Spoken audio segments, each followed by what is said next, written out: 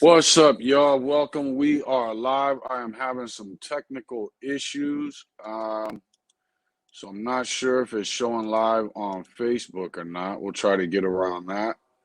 But let's see here. Boom, there's that. Let me go back to the group. Hold on just a second. Let's see. Okay, bam, fixed itself. All right, perfect. So there we go now. But it's still messing up on the StreamYard. So I got to pick up my son from the airport, so we're going to keep this quick and get through the topics. Two, I can't, for some reason, see you guys it's not showing me any comments on StreamYard saying I'm having some type of error. And I don't know what that error is, but if I'm, let me see something. Hold on, let's do this again. Nope. Why is it doing this? So Bullies show, that's all old stuff. Why are you doing this? Pre-recorded video, no. New broadcast, no. My whole account looks like it's messed up. Destinations, okay, I'm gonna have to contact StreamYard. But right now, it looks like we are live on YouTube at least. We are live on Facebook, just StreamYard is messing up. So that I can see your comments, join, go to YouTube, Thrower Bullies YouTube, and subscribe there. Because StreamYard, and I'll try to read you guys' comments on my phone, which are extremely small. But what's up, y'all? I see Bully Bread Kennels is in here. I see Casper is in here. I see Keith is in here. Tony Moss is in here. Betsy's in here. Let me see. So I can see that. Why can't I see it? Maybe I wonder if I go to Facebook and then click on it. Will that work? Nope, that's not going to work. All right, it is what it is. Let's go ahead and get it going. Let me share this at least, just in case it's messing up in the group. Bam. All right, so best thing is, especially today, go to YouTube, subscribe to Thrower Bullies. That way I can see your comments. They'll be small on my phone, so if you see me pull out my magnifying glass, don't laugh at me. Looks like that Facebook comment showed up, but it isn't showing who made the comment. But I can't post your comments on the screen either. Something's not going right. Hold on. But anyway, let's go ahead and get to the topics. And like I said, I will try to keep up with your comments. Today's going to be a little difficult. Won't be bad, but it'll be difficult. So what were the topics that we have for today? Let me get over there. Back to the group. All right, so first off, I want to let you guys know that we are speaking to Jason McGee, and we're talking about people having issues. You know, a lot of new breeders that are just getting into the breed are extremely inexperienced with breeding. So I try to kind of stick to those topics anyway to help out breeders. But what we'll be doing is possibly starting a new group that will be 100% focused on education and for new breeders. If there's any bashing, and we'll speak more on it later, but if there's any bashing or clowning of people's questions or comments, you'll be automatically muted or even possibly kicked out the group. So we're kind of looking at putting that together, and the best way to go about doing that and getting the best people involved with doing it, so that there's a network of people kind of overseeing everything that goes on in the group, just to help out a lot of the new breeders. What was the other thing? Phone consultations. Pretty much when you guys hit me up for phone consultations, if it is something that's quick and you message me, then I'm just gonna, give you your answers and help you out. when I do the $50 an hour, but it pretty much is $50 a consultation because we tend to go over an hour and I don't charge extra for that. But when we get to phone consultations on breeding, looking at pedigrees, based off what direction you want your yard to go, whether it's more of a working, a pet home, or a show dog, whatever it may be, you know, training, conditioning, all those things. If it's something that's just simple and basic and you hit me up, I would 9 times out of 10 answer it. If it's something where we need to have a phone conversation, we'll do that. What I wanted to say today, though, is make sure that you're prepared. Make sure you have your questions ready to go, and then that way, when we get on the phone, we exchange phone numbers through Messenger. We can go ahead and have a focused and effective phone conversation, especially since you know you're paying for that. But if you have emergencies, don't worry about it. Yes, I will call you and we will figure out how to get you through your emergencies. Parvo, whatever it may be, weak pups, anything like that. We'll figure out how to get you. I don't consider that a consultation. So then never hesitate. And, you know, on something like that, that's an emergency. You can always hit me up. Dogs overheating, anything like that, you call me up. And I will answer. And now, if you hit me up through Messenger, there's no guarantees that I will be there right then and there. Once I notice it and I notice it's an emergency, I will send you my number. You call me, and then we walk through how to get you through whatever it is you're going through. What else was I gonna hit up? My whole computer system is messed up right now. What is going on? What else was, I think that was pretty much it. As far as the topics for today, first topic was form follows function and function follows purpose, how to breed for purpose, and are we using the word functional too loosely in the bully community? Everybody's claiming that their dogs are functional now. When we first got into the bully community and we were pushing Drive the Bully, nobody was really talking about that. Now, all of a sudden, everybody is talking about it. Everybody, that's like the little hashtags that they're using for their litters and things like that. But this is not something that you can achieve unless you bought dogs that are functional and you're breeding for function intentionally. Second topic, I wasn't going to talk about it, but as most of us know, there was a huge fiasco at the Miami show. A lot of people are blaming, using it as an excuse to blame ABKC. I've seen fingers pointed at the show host, security. So we're going to get into that a little bit as far as the fight and how that started. We know Dave Wilson made a post with his final decision on what he decided. We'll get into that. Third topic, identifying different drives and how to encourage them. What I'm thinking is he's talking probably about adult dogs and puppies, so we'll get into that. Like I said, right now my system is messing up for some reason, so join YouTube so I can guarantee you see your comments. I'll be looking at the comments on my phone, which are extremely small, and I won't be able to post because, like I said, something's going on with the system, so I won't be able to share your comments on the screen like we normally do. What else was another topic? Basic whelping needs. So your female, she just drops a litter. What are the basic things that you need to be in tune with and ready to go with?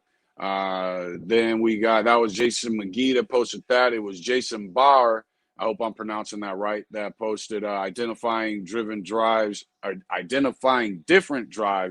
how to encourage them. Smooth Moreland put caring for bitches, pre and post whelping, pyometria prevention. We'll discuss that. And then Tony Moss put ways to correct puppy aggression towards young and elderly family members. We will discuss that. That's more of a training type thing. Let's get into the ABKC one first. I was not planning on discussing this matter whatsoever. I don't like really discussing.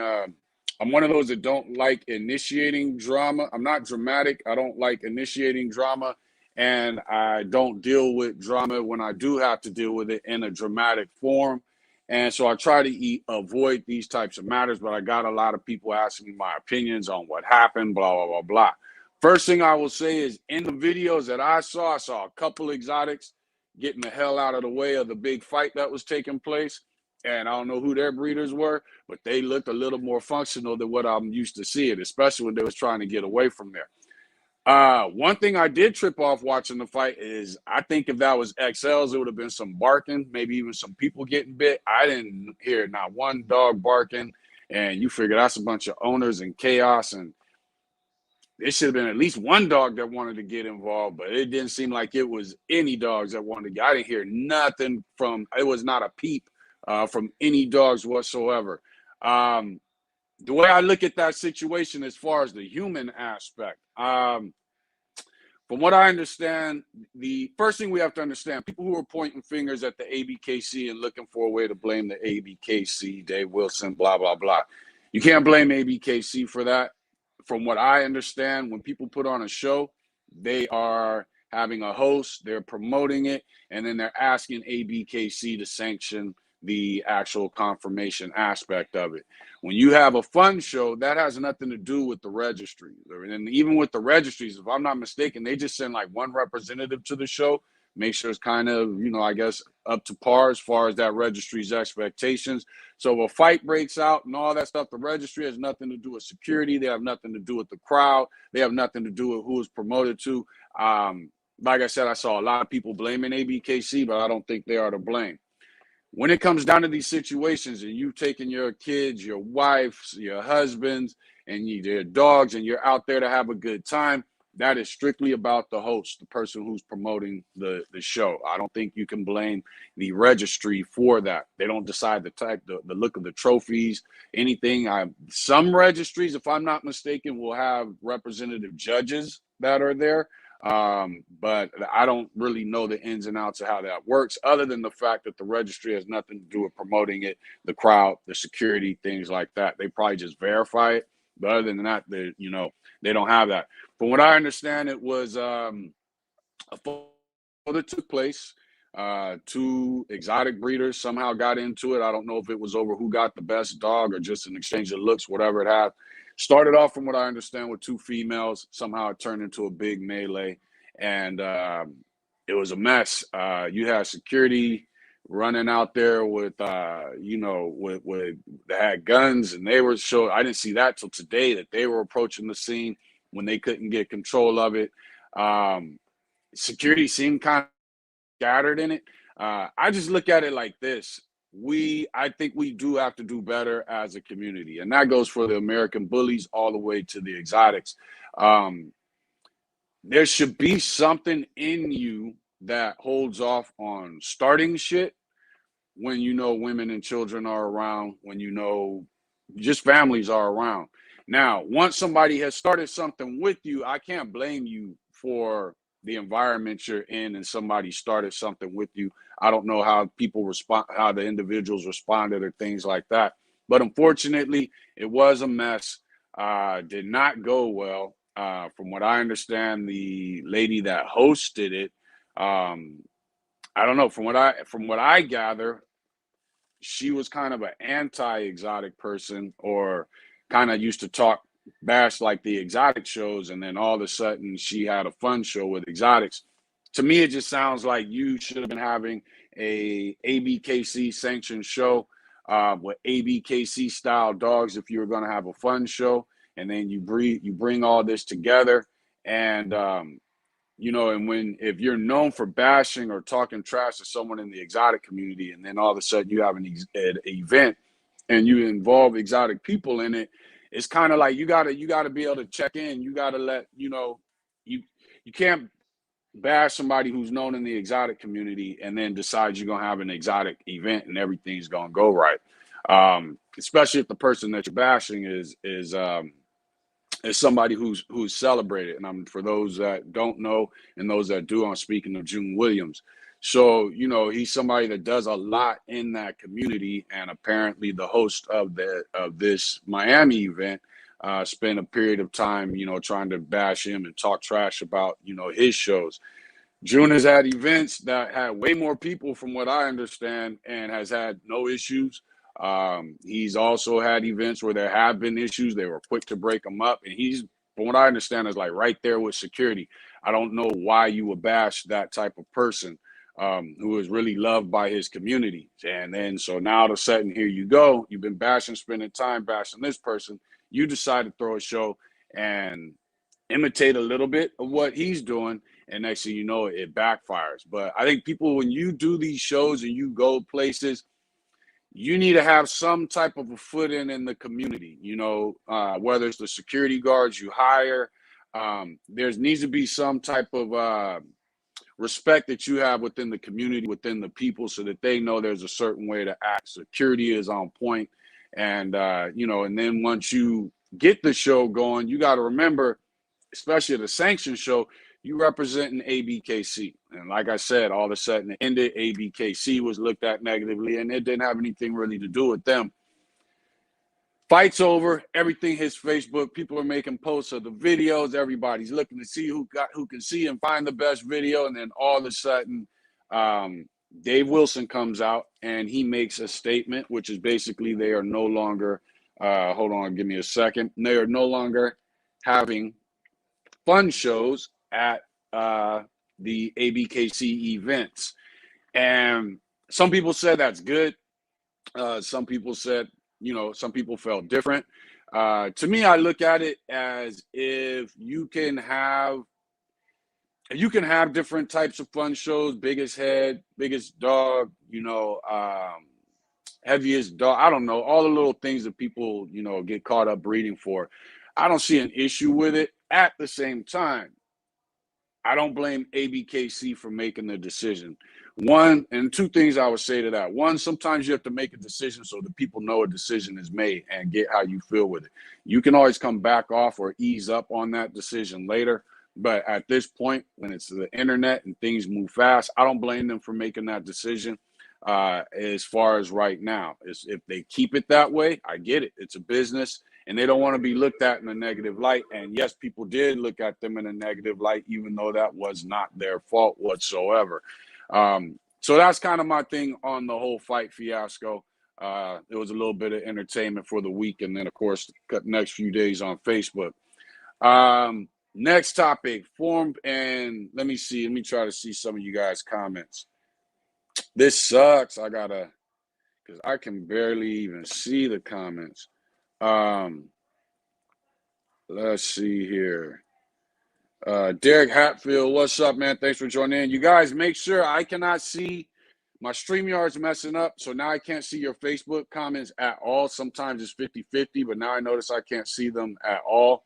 And so go to YouTube, subscribe, and then that way you can follow and I can see your comments on YouTube. I still won't be able to post your comments today because, like I said, I can't see them. Actually, hold on. Nope, that didn't work. Oh, there it goes. So how did I just do that? Bam. Okay, so I can post your comments now, it looks like. All right. I just have to learn how to use this through my phone. But let's see. What else? Who else's comments? Casper, what's up, man? Thanks for joining in. Keith Moreland's in the house. What's up, man? Thanks for joining in. Tony Mass is in here. Betsy's in here. Let's see.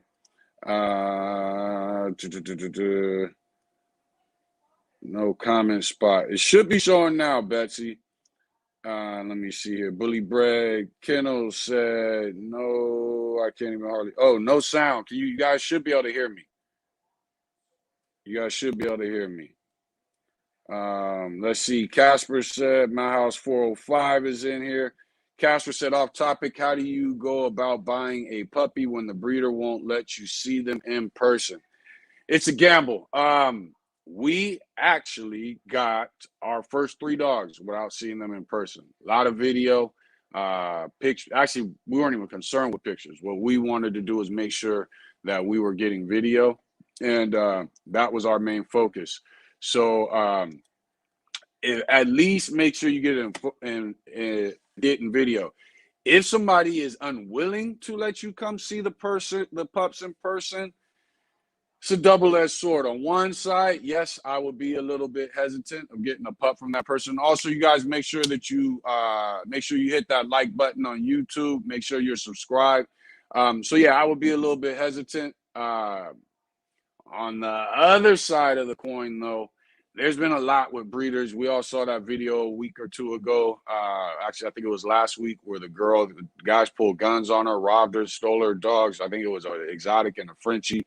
Ran out. There was a little, well, I don't know if it was a shootout, but she was shooting at damn near her whole neighborhood, trying to hit them without looking. So I get it. What I would say is maybe the breeder hasn't suggested it, but maybe you can suggest it to the breeder. Is there somewhere we can meet up, in public where I can just take a look at the pups, put them all in a kennel, whatever, and let me take a look at the pups. But I would be hesitant, I would be hesitant. Definitely if you don't have, if you try to get other references, and maybe they did the same thing with other references, but those references have nothing but good things to say about the pups they got and the business that was done, other than the fact of the person not letting them see the pups. But right now, there's a lot going on in the community, and not just our community. There's also a situation I saw in the Cane Corso community where somebody tried to rob them of pups. So right now, there's a lot going on. Breeders are very reserved. Me personally, I don't have a problem with meeting somebody somewhere to see my pups. I don't have a problem with, someone coming to my home, but it's going to take conversations and me kind of getting to know you, just to the fact that we're all meeting each other on the internet. And there's a lot of people who I can say, as far as me personally, there's a lot of people who are extremely comfortable with internet communications as if it's real life. And then there's also people who understand that this is not real life. So therefore we need to figure out how to, speak to you and get comfortable. You know what I mean? You got to remember, when you go to a breeder, they're not inviting you to a business office. They're inviting you to their home where their wife and their children are. So yeah, I would be nervous. Try to find some references, try to get as much video as you can find, and just really do your homework. Let's see here. CPT said he finally got to catch a live. What's up, man? Thanks for joining in.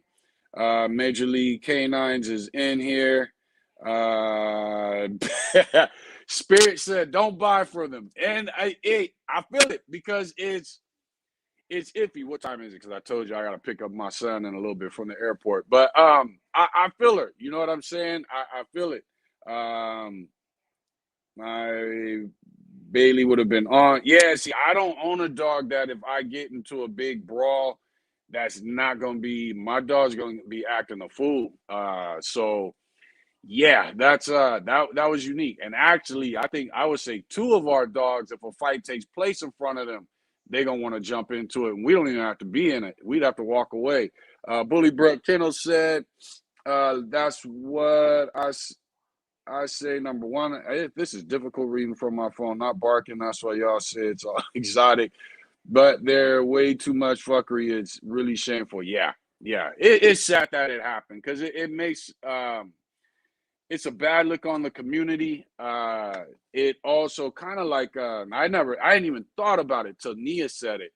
But she made the comment that this is a area that has breed specific legislation, BSL. And here we are bringing these dogs that they don't allow, but they're giving us a chance to at least have a show there. And then this happens. You know what I mean? Luckily, the dogs weren't the cause of it, but the people. We really have to think about it. Let me get back into this dog show situation real quick. One of the things that I didn't like was I kept seeing the comment, ghetto, hood people, drug dealers, gang members, as if other humans don't get into fights. And when I hear people talk like that, it's funny, because you never see any gang members saying that, oh, those are gang members, or those are people from the hood, or those are people who are ghetto. It tends to be people outside of that. And they'll try to say this thing of, oh, well, they had a ghetto attitude. I, grew up early in the ghetto. There are a lot of our great Black, Hispanic professionals, doctors, lawyers came from the ghetto. Ghetto is a location. And so when you say those types of things, there's a lot of us who are intelligent enough and who have been raised well enough to know that these are tag words. It's a nice way of saying, in my opinion, this is just my opinion, to me, it's a nice way of saying Black, Hispanic, because if it was a bunch of, I'm assuming that if it was a bunch of whites fighting, or dudes with cleaned up look, you know, and actually those dudes everybody was cleaned up. It was a dog show. So that I don't believe a lot of people would have made some of the comments that they made. I just look at it as it was people fighting. I don't understand why people go to a hood of gang members, drug dealers. You know what I'm saying? Your average real drug dealer ain't gonna be at no dog show fighting because he don't want to get caught up in nothing. He's got to make his money. So the next day or that evening. So to me, when people start saying things like that, it's funny to me. Also sad to me. Because we shouldn't be trying to categorize people off of an event that took place. What we should be doing is saying, okay, this is what happened. How do we prevent it from happening again? But that's my little preaching moment for this live. Slayer Pitt said, glad to catch the live. Thanks for everything. Hey, man, thanks for joining. For real, for real. Let's see here. Eric Maxwell said, if they want to cut down on the BS, they need to change the structure of the shows. If they're supposed to be family events, then turn explicit music way down or off and post a code of conduct and enforce. I agree with that, because if people see things when they come walking in, and I get it, none of us breeding bullies want to have to dress up in suit and ties just to go show our dogs. You know what I mean? People want to be a little more relaxed. Some people might, but people want to be a little more relaxed. That's actually not a bad idea. Just something that's posted, a code of conduct. This is how we expect you to act when they come walking through the doors, just to put people in that right frame of mind. Again, little things can happen that tick things off, and I never blame the person who is defending themselves. But you know, sometimes we get caught up, just happen to walk within 10 feet of the most retarded person, and now we're caught up in a situation. As far as the music, I think the music is cool, but I do get what you're saying. Don't necessarily have a certain type, have a DJ who knows enough about hip hop or what the people want, whatever it is the people want to hear, that they can kind of cater to the mood. I get that, because I know a lot of DJs and I know they're very good at that. You know, depending on the events that they do, they're very selective of the music that they're playing and everything. So that actually makes sense. Bully Bread Kendall said, I think security handled it bad. Yeah, when I saw them today coming with guns, I was like, wow, you didn't hear no gunshots. So why did they need guns hanging out? Exactly. Imagine if XLs was out there, they ain't letting their owner get in no fight. Church manners, dog. How hard can that be? I get it. Let's see. Somebody from now Facebook comment is popping up. Very true, good point. Case said Jungle in the Rumble was 5K deep of people, no drum. Rumble in the Jungle. That's I was like Jungle in the Rumble. June show. That's what I understood. Which is we did a live yesterday. I think it was yesterday. It might have been today, this morning. I think it was yesterday, where he kind of commented on that, how his show had all those people, no issues. And he said when he did notice certain issues, he got involved. In this case, the person happened to be somebody who was bashing June in his shows. You didn't have near the same amount of people, and yet you had one of the biggest brawls I've seen in my experience in the bully community. Another thing I think hosts have to think about, not only do you want to deal with security that is kind of known in the area, that kind of has a foothold in the area. It's like we say, tap in, you know what I'm saying? Somebody that is coming from out of town, especially in the rap hip hop community. Growing up, I knew a lot of people from different hoods and everything. And dudes knew that when you was a rapper and you came to Southern California to put on a show, you had to tap in with, you had to check in with the local gang members of the area so that you could maneuver cool without having any issues. I'm not saying the bully community needs to do that.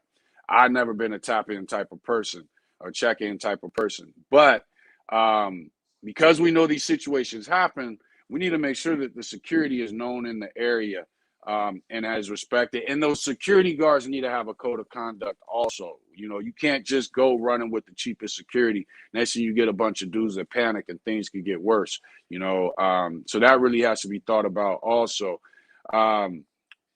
Another thing for the host, when I used to throw clubs, which actually wasn't that long ago, probably about 10 years ago, when I was throwing clubs and doing promotion and things like that, the team I worked with, because we were known and we were popular, we didn't get caught up in VIP and behind the bar and all these other things. We made sure we were constantly checking on people. How you doing?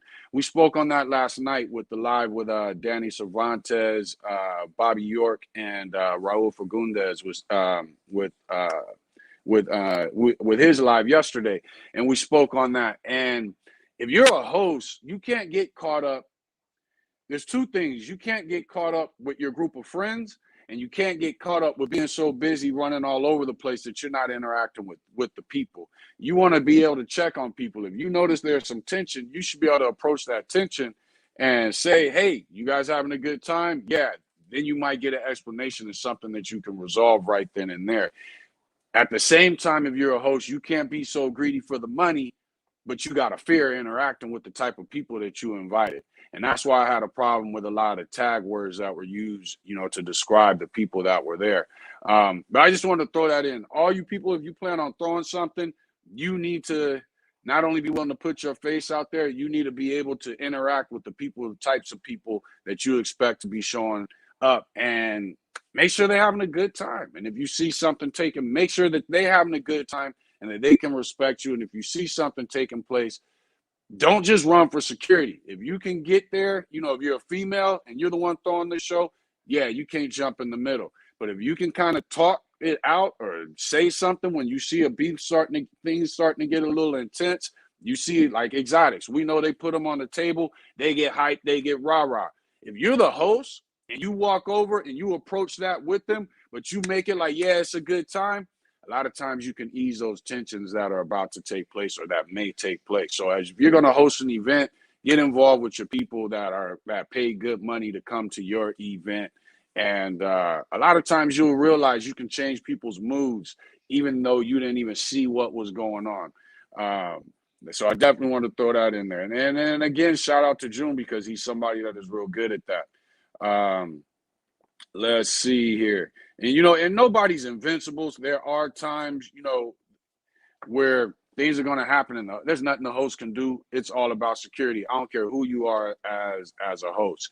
It's all about, your security. But you need to set an atmosphere. And that's why, like the guy said earlier, put a code of conduct, that people can see in big letters when they walk in. Sometimes that little thing helps people put their mind in the right spot. Let's see. Betsy said June will stop that ish in a heartbeat. Exactly. Major League Canine said we were at the Miami show. There were cops and security, and the incident was isolated to one area of the venue. It is a black eye on the whole community, not exotics. The world sees us as one. I agree with that somewhat. I think we are not the exotic community. I think when you invite the exotic community, then it is looked at a certain way, especially because we are in the name of our breed with bullies. So, what? I get what you're saying. When you step outside of the world, they're not thinking about dogs. They're thinking of the name. So exotic bullies, American bullies, everything with the word bullies out. So I get what you're saying, and I agree with that. Spirit said, no need for me to register with them now. Was hoping Lincoln might find a spot with them, but not for fun shows. No Lincoln. Hey, I feel you. And they might bring it back. Like I said, as a business, sometimes you have to put a punishment out there that you can pull back later, just so that people know exactly where it is you're coming from and what your expectations are, especially since, again, they're not the host of the show. They're not the ones promoting it. So I get where they're coming from. Kay said, rumble in the jungle. My bad. Exactly. Rose says, salute. What's up, man? Thanks for joining in. Joel, what's up, man? Said they were supposed to stop doing it last year. Oh, so they were supposed to stop doing the fun shows. And so, hey, so then, but see, that means that, okay, so you went ahead and had a fun show. ABKC probably wasn't even aware of it then if it was supposed to stop last year. So, I think what happens is the fun show becomes another way for people to make money. For those that have never been to a show, You pay to get in, you pay for your dog to get in. And then with these fun shows, a lot of times they're charging 20, 30 bucks, 10 bucks to enter your dog into the fun show. And if you want to enter your dog in the more categories they can come up with, the more you get to enter your dog into. Also, you guys, make sure you hit that like button. Make sure you subscribe to the YouTube channel. I'm having issues with the system and can't see the Facebook comments. So jump over to YouTube and watch from there. We got a decent sized audience right now. So I didn't know that, Joel. And for all y'all that don't know, Joel is Alden. Morro Bay is Joel. With Duval Bullies, he is the owner of Grand Champion Shots Fired. His brother has done his thing when it comes to the show ring. So he also goes live. I want to say we were kind of going live at the same time for a minute, but anyway, check him out on Facebook, look him up, and he goes live. He might be going live on YouTube also, but check him out. Make sure you guys follow him. Like I said, he's a good dude, a lot of knowledge when it comes, especially to the show ring, nutrition, things like that. And, he's a winner, you know what I'm saying? He's the owner of Grand Champion Shots Fired. Joel is definitely doing his thing. Let's see. Rhodes said it's ignorant how the other people stereotype others. That's what I didn't like about it. You know, you stereotyping the dogs. I can deal with that. I don't really need the show ring. But when you start stereotyping people, it kind of lets me know who you are as a person. What's up, Grow Logic? Thanks for joining in. What's up? Naheem is in the house. Agreed, Major League. Jason Barr said, just common sense, act like an adult. There it goes. Zola said, hit that like button. Yes, hit the like button. Okay, a Facebook comment showed up. Said, it's not checking in. It's called linking up with the people you mess with in that city. Well, that's what I do. Ain't no checking in. See, and that's me. When I was doing music, we would get people, you know, before the show, would say, who'd you check in with? And I'd have to let them know, like, bro, I don't do no checking in. I don't care what hood it is, where we're at. I don't check in. I know people from the area. Now, if that's not good enough, then it is what it is. I'll be back, but it is what it is. And that's why, to me, as a show host, at least if you're going to an area where you're not from, at least make sure that you're dealing with security that kind of is known or has somewhat of a stronghold in the area. When I was young, I grew up in Carson, in Los Angeles County. And I was cool with a group dudes back there, a bunch of Samoan cats back then. When I got older and actually moved to another neighborhood, I started promoting shows and things like that. And there was those same Samoans that I grew up with they had their rap group called the Booyah Tribe, but they also had a security. And so they used to do security for a lot of major clubs, but they were known all through LA. Like, you didn't mess with them. And not only did you not mess with them, but they were also cool. But if you wasn't cool, they was going to let you have it. You know what I mean? And they was going to get you up out of there. They were professional. They used to do Security Apprentice Club, a whole lot of, you know, major clubs. And so to me, if I'm going out of town and I'm dealing with a security team, before I hire them, I want to know who kind of has a foothold in the community and how they would deal with certain situations. Because I'm coming from out of town if I don't know anybody there, and I just am going there because I think it's a good spot. King of Bully Excellence said, initially I was interested in attending one of the shows for the first time with my family, but after seeing that incident, it makes me want to curve. I feel you. This is what I would say. Like the one person said, is it happened in an isolated area. I would hate to be in that isolated area with my children.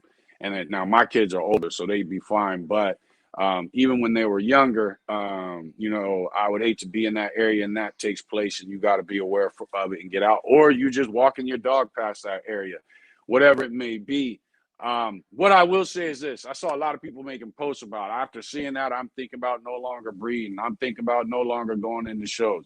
One, people quit posting those dramatic posts like that. Stop that. You're not changing nothing you doing because you saw something on Facebook.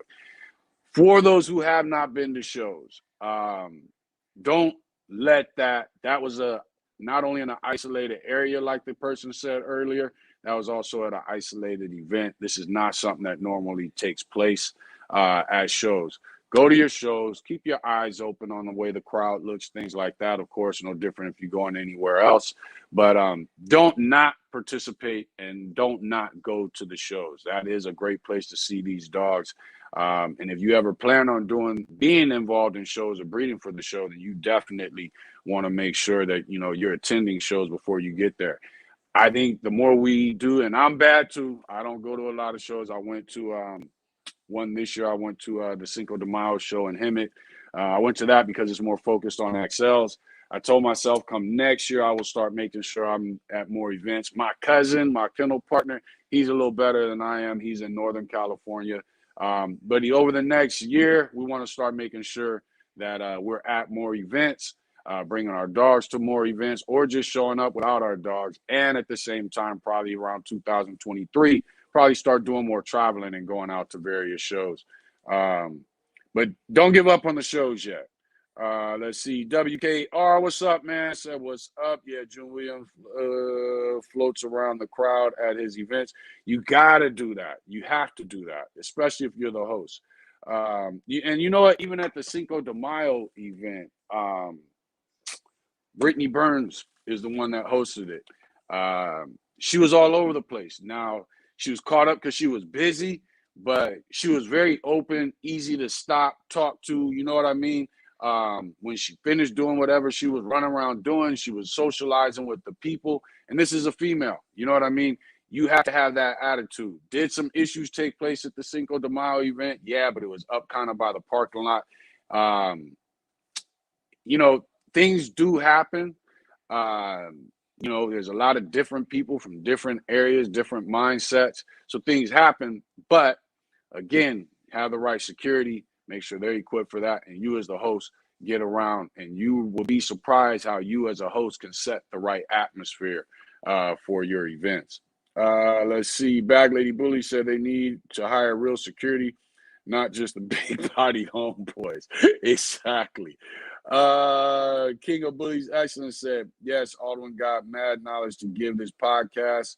His podcast called No Bull-ish, I believe. Yes, No Bull-ish. But check him out. He's got a good show.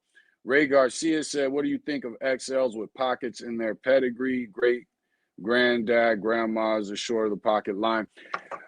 All right, when you get into the bully community, one of the first things that you will hear is don't breed XLs to pocket. Make sure the dogs are close in size so that you don't end up with high rears.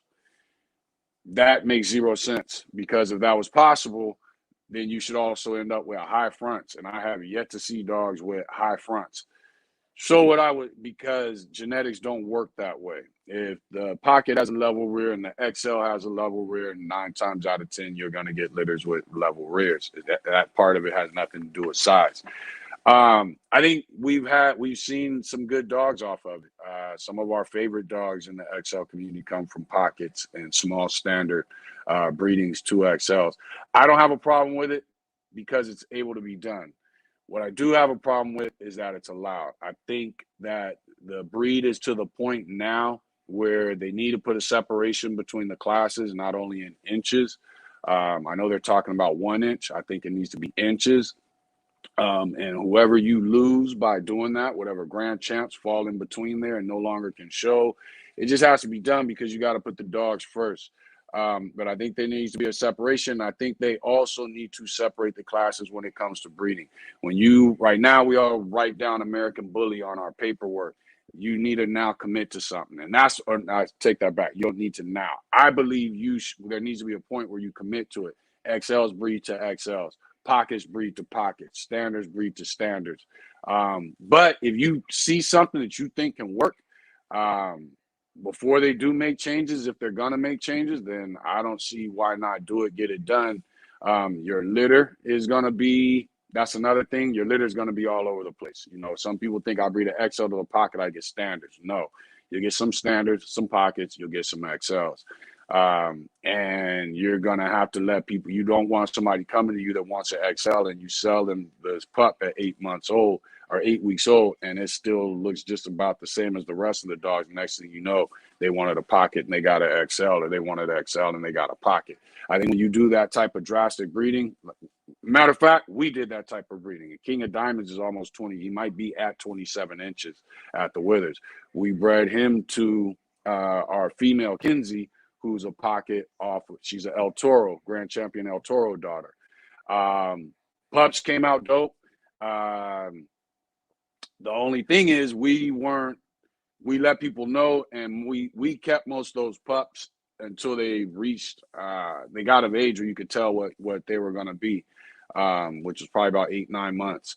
So I think that's something that people have to take into consideration. You don't want to be selling pups at 8 weeks and you bred an XL to a pocket, and now you just throwing them out there to the world and nobody knows what they're getting. Let's see. Ray said the sire of the stud I'm looking at is a standard. Grand Champion Rocco and Dame side is all XL. Grand Champion Rocco is a standard. You said the sire of the stud I'm looking at is a standard. Grand Champion Rocco and Dame. Oh, okay, and the Dame side is all XL. I don't know why I looked at Dame as a name. The Dame side is all XL. You should get something nice of it. You're taking a standard. Let me highlight that. You're taking a standard to an XL. You should be able to get something nice off of that. Just remember, because Rocco has some, if I'm not mistaken, has some pockets in his, and even possibly some exotic type dogs. But just remember, you want to be, in my opinion, you should be willing to keep that litter for as long as possible so that you have an idea of what it is you're really getting before you put those pups out there. Let's go on to the next topic. What were we on? Okay. Form follows function and function follows. Well, first, in the bully community, you constantly hear form follows function, and they stop there. But when you say form follows function, what you're talking about is skyscrapers, buildings, things like that. You got to go beyond that. Form follows function. Function follows purpose. Purpose follows the breeder, the desires of the breeder. When it comes to this, how to breed for purpose, and are we using the word functional too loosely? My answer is hell yeah. Everybody is claiming you got these thick, big, girthy dogs with these short little legs. Their elbows are almost as high as their withers damn near. They're running around and people are saying my dog's functional because it's running. That does not make functional. One thing I always tell people, dogs at their most functional, greyhounds, salukis, dogs like that, when they run and they're fully extended at full speed, they are hovering above the ground for a split second. And then when they when their back legs come and they meet with the front legs, they cross like this. And then they are hovering above the ground again. That is extremely functional. When you use the word extreme, that's what that is. When it comes to your average dog should be able to, when they're fully extended, no feet, no legs are touching the ground when they're fully extended. Then all of a sudden the front legs touch, grabs dirt, pulls, the back legs come back forward, they grab dirt, pull, and then the dog goes again. That's your average dog, should be able to hover once. To me, a dog is not fully functional if they are not able to be suspended above the ground when they're fully extended and running. That's fully functional. It's not just one jump, because what you're talking about at that point is not only does the dog able to do it, but it does, when it hits top speed, it doesn't have to power through top speed. It's able to run in a format that is momentum can carry it at top speed for a certain distance. So fully functional is not only what you can do, but how long you can do it. It also comes with a mind state for a dog to be fully functional. Right now, everybody in the game is claiming that their dogs are fully functional. And there are breeds that are just not fully functional. English Bulldog rarely is fully functional. Frenchies rarely fully functional. Chasing a spring pole, hanging from a flirt pole doesn't make a dog. Hanging from a flirt pole or hanging from a spring pole or chasing a flirt pole doesn't make a dog fully functional. A lot of these dogs will grab onto a spring pole. The person says, oh, they're fully functional, but they're just hanging there like a dead fish. I have a video where you see Cardi, she's 103 pounds, and she hits the spring pole, and she's, won't. It's nonstop movement. She's going at it. she's trying to tear that whole thing down. She is a fully functional dog. You know, so I think a lot of people are using this. Here's the problem with the dogs that aren't fully functional, that people are calling them that. Their front legs, instead of grabbing dirt and pulling so that they can run, maintain speed, end up just being used as stilts that are not stilts, but crutches, so that the front end, the head, chest, neck doesn't hit the ground. Which means that when they put those front legs down, it takes more muscle and more stress on the body to get over them. It means when they hit down, they're not hitting down correctly. They're hitting down stiff, puts pressure on joints and things. Over the years, this adds up to the dogs. And then we're dealing with a bull bred breed that is going to ignore discomfort and pain. And you're also putting more work on the heart, the lungs, things like that. So a lot of people disagree with me when I feel that the XL and the standard should have slightly longer legs. The pocket should be a square in the front, but a square. Don't start shrinking that square by shrinking the legs. When it comes to the standard, to me, it should be a square to a wide rectangle. And to me, all XLs should be a wide, short rectangle in the front so that they can maintain that weight, that motion. When it comes to purpose and how to breed for purpose and how to breed for purpose, and we'll throw this in with someone else because they had a topic that they wanted to talk about, identifying different drives and how to encourage them. In this breed, so we'll speak on bullies specifically. The main drives that you want to be focused on, according to the breed standard: exuberant willingness to please, zest for life, gets along with other dogs, gets along with strangers. The dog should be able to get along with strangers. They don't say that the dog won't protect. They don't say that the dog won't defend itself against other dogs. They don't say that the dog won't be dominant and confident amongst other dogs. It specifically says get along with other dogs, get along with strangers, zest for life, exuberant willingness to please. So if you take those 4 keys to the written bully standard, let's start with zest for life. Zest for life takes a dog that is going to want to play. They're going to be zest for life and exuberant willingness to please. So zest for life is a dog that is going to enjoy life, not as a puppy. Too many people get caught up in what they see as puppies. This dog should be 5 years old, 6 years old, and have a zest for life. A dog that wants to get out, do things, be involved in life. Not just stay home, run, play fetch. You know what I mean? It shouldn't just have one favorite thing that it likes to play or do. It should have multiple. That is zest for life. And zest is an extreme word. It doesn't just say like life. It says zest for life. So that means this dog really wants to do things. Exuberant willingness to please. That means that whatever my owner wants to do, I want to do. You guys, some of you have heard me say, part of our breeding program is we are putting together dogs that off our very first breeding, we knew we would get dogs that by the time that they hit 6 months old, they want to do what you want to do. By the time they hit a year old, they become addicted to whatever that task is, whatever that thing is. Go to the beach, play fetch real intensely. They become addicted to it. There's an intensity attached to it. And by the time they hit a year to 2.5 years old, they have perfected it. So desire to do what the owner wants to do, addiction to doing what the owner wants to do, and then perfecting what the owner wants to do. That is a major part of our program. That is the definition of exuberant willingness to please. So if you want to train the dog, it's got to have the mindset that it's able to, not only wants to do what it is you're trying to train it, lay down, it also has the mindset that it can learn it. Can't be too hyper, otherwise it's too distracted. If you want to go hiking, the dog should be able to do it. We in the bully community are getting away from that. We're paying attention to the conformation part of the standard, but not the temperament part of the standard. And we're ignoring key words, zest and exuberance. Those are extreme words. So when it says zest for life, this is a dog that loves to do things, has a good energy and a lot of that energy.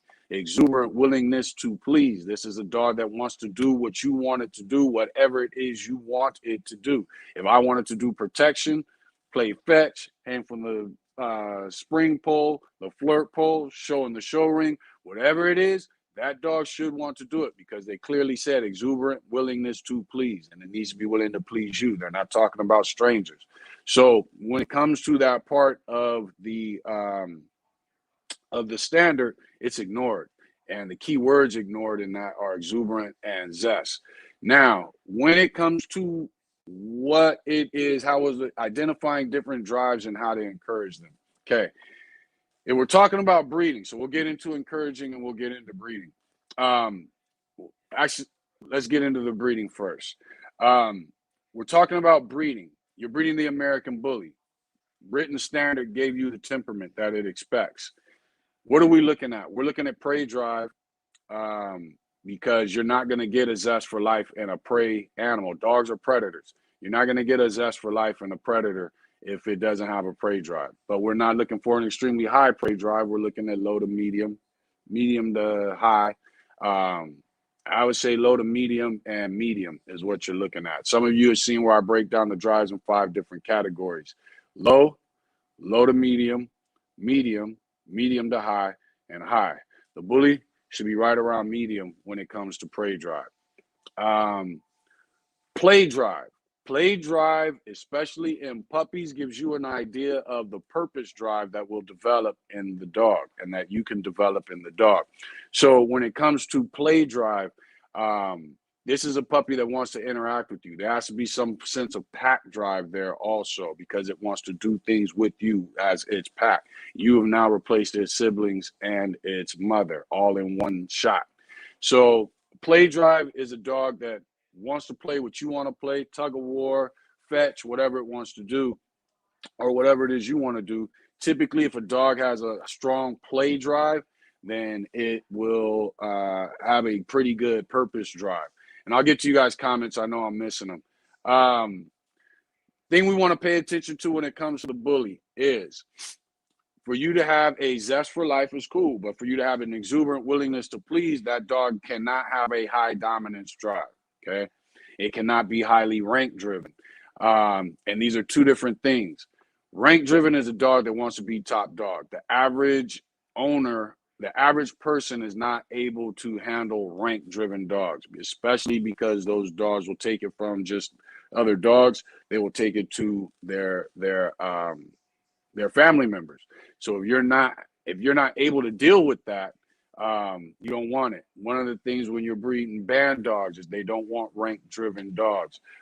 They want to do protection, hit hogs, do all that stuff, but they don't want rank driven dogs because a rank driven dog is going to test you more.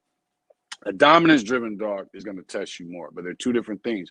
Rank means if I have a high rank drive, I want to be the top dog in this house. I want everybody to do what I want to say. When I jump on the bed, you husband and wife need to split up so I can get up in there. That's a rank-driven dog. He's going to constantly have different scenarios that he's testing himself and being the dominant and the top figure.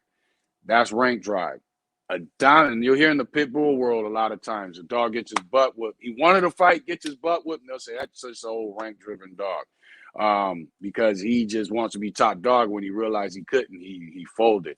A dominance-driven dog tends to be situational. They're not looking for a bunch of situations. They just have situations that they don't like. It might just be you in their face. It might be their food bowl. It might be a certain spot on the couch. It might be the whole couch. This is how a dominant dog is. So, for instance, we had a female, she had her spot on the couch that she liked. And we aren't even into dogs being on the couch. But she had this one little area, not on the couch, but she had this one little area by the couch. Every now and then she would use that spot to sneak on the couch. If another dog did it, she'd growl. And she'd be ready to start a fight. Other than that, she was not a dominant dog whatsoever. She just had her favorite little things that she was into. Her food bowl. She was dominant over food. Most of you know, I've told you about Floyd. Floyd is a wild, crazy dude, but he has no food drive dominance. He will let our other dogs come eat his food, push him out the way, and then he go to their bowl and they take off running over there, growl at him to make him get away from their bowl. Yeah, he can whoop every dog we have. You know what I mean? Because he's just not dominant. Floyd is just waiting for his opportunity to fight things outside of the house, hogs, coyotes, bobcats, whatever that is. So when it comes to the bully, we know we want a low rank driven dog due to the fact, and we know we want a low dominance driven dog due to the fact that we want this dog to not be aggressive towards us and not be aggressive towards other dogs, as the written standard says. You don't want it to go down to 0, though. You just want it to be low rank driven, low dominance drive, due to the fact that, especially if you're in the show ring, you want a dog that walks in there confident. We all see a lot of these bullies walking around the show ring and their heads are logged in, and they just got there. If the dog's tired, that's one thing, but they're in air conditioning events, tails low, heads low. That dominance drive is not there. So you do want some dominance drive. And remember, break them down into 5 things, and it makes it easier to look at and analyze, especially as we get into the next topic of spotting it and breeding for it. So always look at it as low, low to medium, medium, medium to high, and high. The next level of that is, of course, gameness, and none of these dogs are that's not even a factor. That's a whole nother level and a whole nother conversation. But so the topic said identifying different drives and how to encourage them. So one of the things I do with, if we're talking about pups, one of the things I do, I like these little laser lights that I bought in the cat section. Hopefully y'all don't get blinded. But I like these, the laser lights when it comes to pups, seeing which pups are alert to it. I also have, it may not be in here, but I also have a little cat flirt pole that I'll use with the pups when they're young to see who's more alert, and I keep track of them. I have a chart. Man, that thing's about 20 years old of different dogs that I've had, but I make comparisons based off of what, and then analyze how it should be based off the breed. And so you want to mess around with them with that flirt pole when you're looking at, prey drive and see who's got it. Let's say you have a pup that's a little more reserved. Separate them from the rest of them, see if you can get that pup into it and get them to encourage it. You want to make it a good time if you're trying to build that drive up. Understanding that this is a genetic issue. Your dog's temperament is made up of a bunch of various drives. Each of those drives is made up of thresholds. The threshold, so the temperament is the dog's overall personality. The drive is prey drive or play drive or purpose drive or rank drive or dominance drive or food drive or pack drive. These are your various drives. And each of those drives is made up of a threshold. And that threshold, again, is low, low to medium, medium, medium to high, and then high. You want to analyze that within your pack.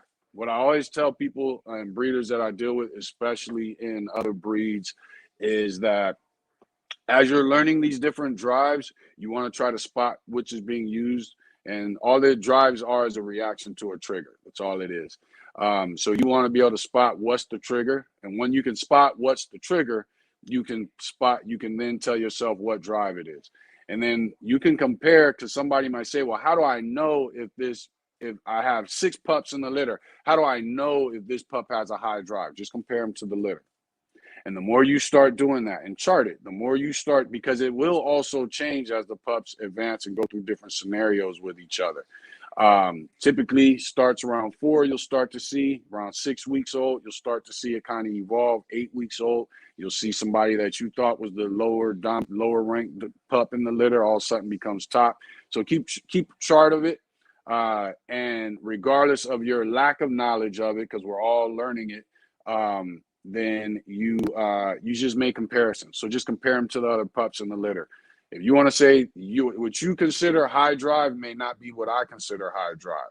But if it's high drive compared to the pups of your litter, that will give you a better idea of that pup within your litter and your breedings. And then as you start getting more breedings down and comparing more pups, you'll kind of say, okay, based off the last litters I've had, this pup is actually medium drive, and he's the highest drive in the litter. The rest of them fall to low to medium and low. Um, Again, though, temperament is a phenotype. It is something we see. It's just not as easy to see as a high rear or a big head. You have to learn to see it and take time to see it and experience what time is it. 6, I still got some time. All right, so you have to take your time learning it and seeing it. It's a phenotype, okay? So it's just a phenotype that many are see. We all see the same thing, but they don't know what to observe and what to pay attention to. And over time, you will learn that. When it comes to, so there's the different drives that you'll typically see in a pup. One is another drive, what I call inquisitive drive. And yes, I came up with that name. If you Google it, it's nowhere to be found. But the reason I call it that is because there are some pups that are a little more curious about things than others. Those tend to be the pups that I watch for either hunting or protection work. And when it comes to an inquisitive drive at an early age, it is all about inquisitiveness. I will test for it by making certain sounds, throwing something in a certain area and seeing which pups look that way and what their reaction is. Some pups, it don't even faze them. You got to check them and make sure they're deaf. They're not deaf. Some pups will look that way. Some pups will head that way to see what it was, what they can see. As the pups start aging, they start to be more in tune with their nose and they start to use their nose more. And you'll see them kind of sniff the air. Okay, I can't smell nothing, so let me go check and see what it is. Those that go check and see what it is always make the best hunting and the best hunting dogs and the best protection dogs.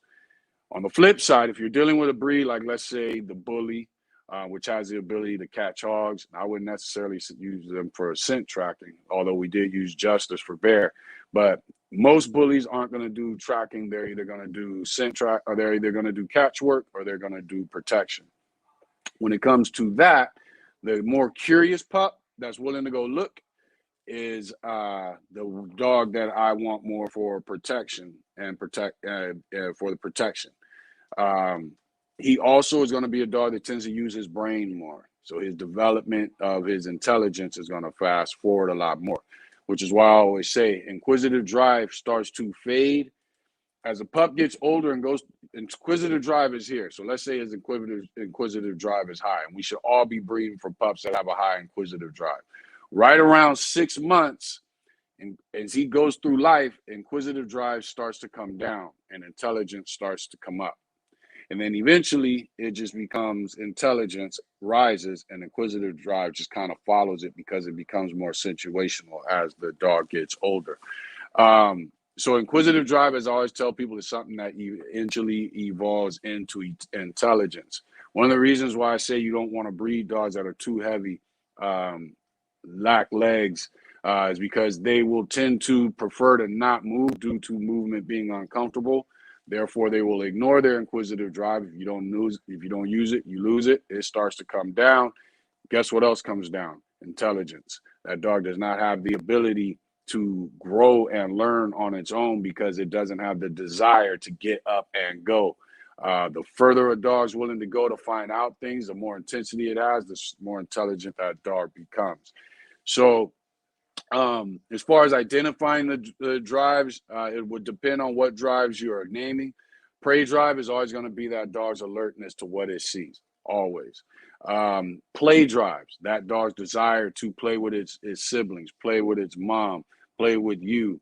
If you turn and you walk away, you're trying to see where their threshold at. Does he follow or does he just kind of sit there and look lost? If a dog has a high play drive, he's like, nah, I'm coming with you because we're going to play.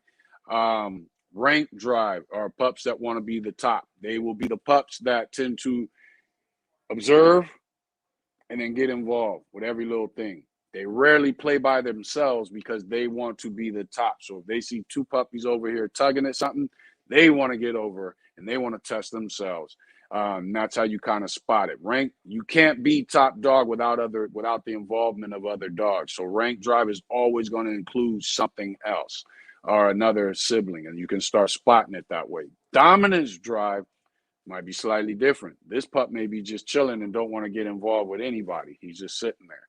And all of a sudden, this dog comes and wants to play, And not only do I not just snap at you to get you to go away, I snap at you, make sure that I take you down, I dominate the situation, and then I let you go off.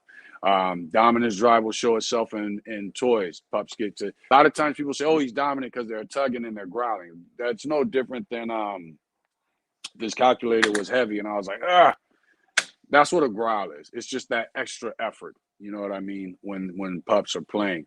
Now, there are certain tones of the growl and certain pitches of the growl where the pup is using the growl to intimidate whoever it's roughhousing with. Chances are that pup is a more dominant pup. You want to pay attention to those things. And as far as identifying them, again, everything I just named, there were certain triggers to it.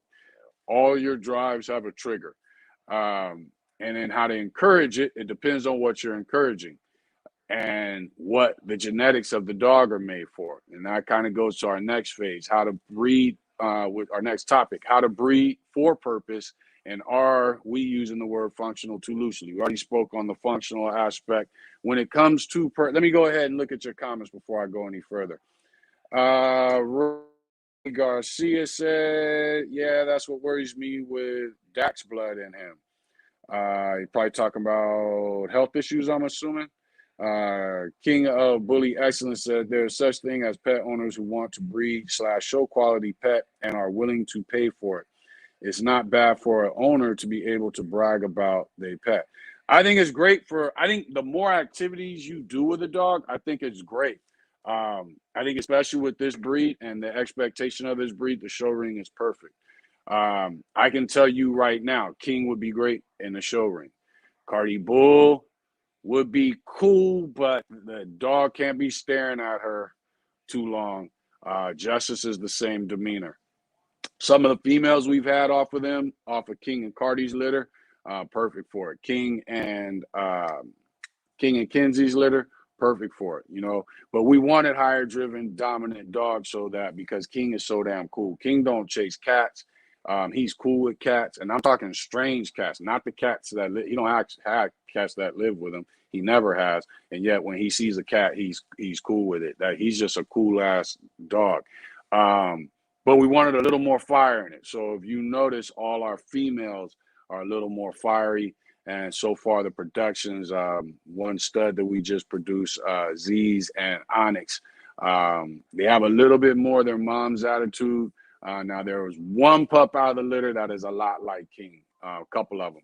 But for the most part, they're well balanced because the things about King that we wanted to match, we made sure in his temperament. King is a great guard dog as far as guarding his home, guarding his owner.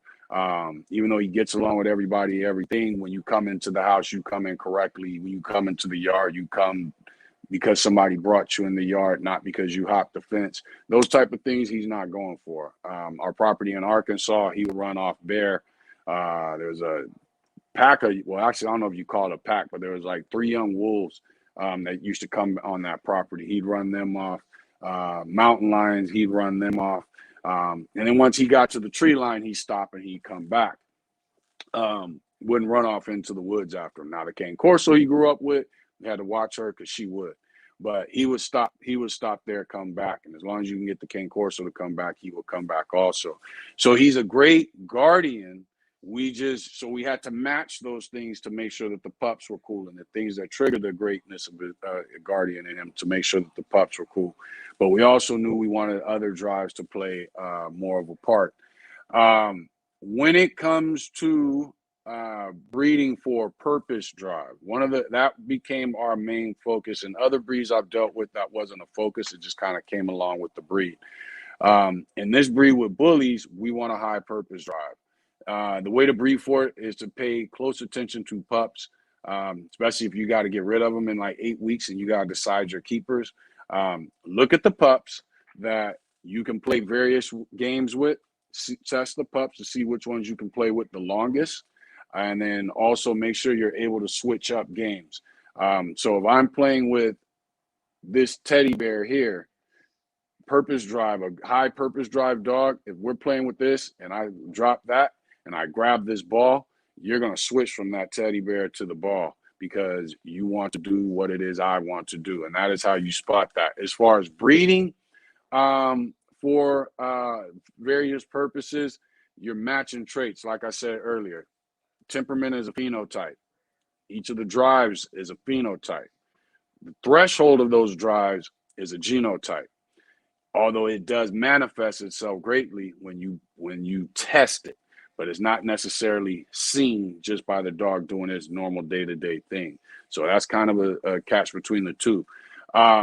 You want to breed for it. We look at Justice and so for instance, Lady Justice and Cardi Bull are very similar in temperament. So almost identical in temperament. Justice is a little higher prey driven than Cardi Bull is. But as far as their play drive, their confidence, their dominance drive, rank drive, a lot of their purpose drive, they're very similar, extremely similar, almost identical. So when we take pups from Justice and pups from Cardi Bull and we breed it together, though those are two separate mamas, we look at it like now you are 2 times Cardi Justice. You get what I'm saying? Because those traits are so similar in their temperaments. So you want to look at things just like you want to match a level rear with a level rear. Then you do the same thing when it comes to the traits of the body. You do the same thing when it comes to the traits of the mind and the temperament of the dog. The more drives you can break down and learn to see, the more you can breed for whatever temperament you're looking for. When it comes to breeding for a purpose drive, which is something this breed should be great at, having various purposes, it's just a matter of me switching from this to this and how you're willing to switch from it. If I go from the teddy bear to the ball and you're like, nah, let's play with the teddy bear, we know you have a lower purpose drive. You might have a high play drive because you still want to play, but you have a lower purpose drive. What time is it? Okay. You have a lower purpose drive because you weren't willing to switch to my purpose. So when they say exuberant willingness to please, that is the perfect definition of a high purpose drive. If I go from playing with the ball to now I want to let's do some obedience training, that dog should be willing to do it because yeah, I'd prefer to play with the ball, but since you want to do obedience training, I want to do obedience training. You should be able to switch from one thing to the next, and that dog should be willing to do it with you. The faster that dog is willing to switch without hesitation, some dogs will have that teddy bear, you let it go, and you go to the ball, and they're like, I could just shake this teddy bear. Then all of a sudden they realize, okay, that ball could be fun. Let me go try that. He's willing to do it, but did he do it because you wanted to do it, or did he want to do it because you made it look fun? You have to be able to break these type of things down. You know what I mean? Rather than putting some type of blanket over everything that's taking place. So now, if I let go of the teddy bear and I grab the ball and that dog sees that ball, a dog with a medium to high purpose drive is going to bam, come, okay, he's about to do the ball. A dog with a high purpose drive, the minute I let go of that teddy bear and he realizes I'm not into the teddy bear no more, he's going to be looking at me, okay, what's next then?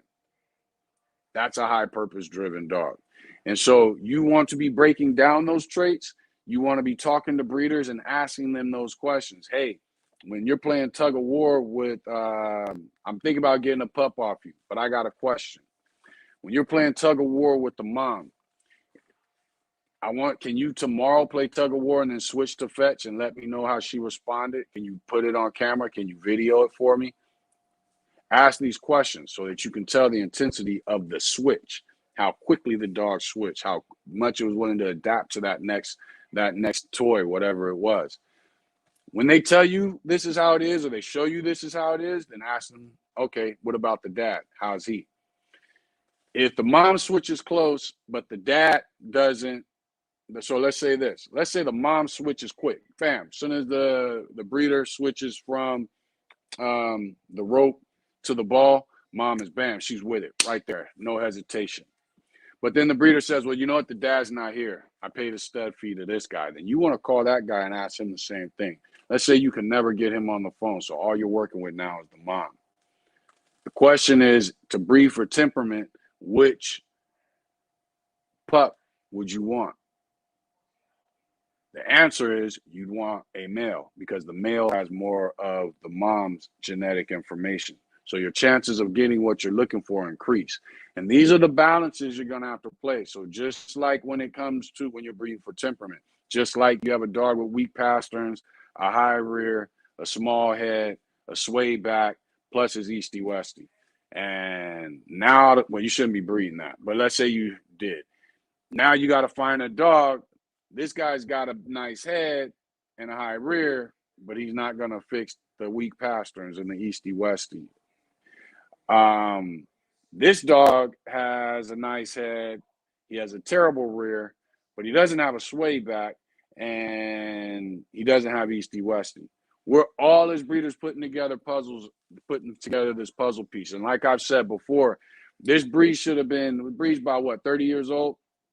15 years should have been enough to fix flaws. Maybe not get the breed in the direction that, you know, Dave Wilson, the ABKC, wants it going.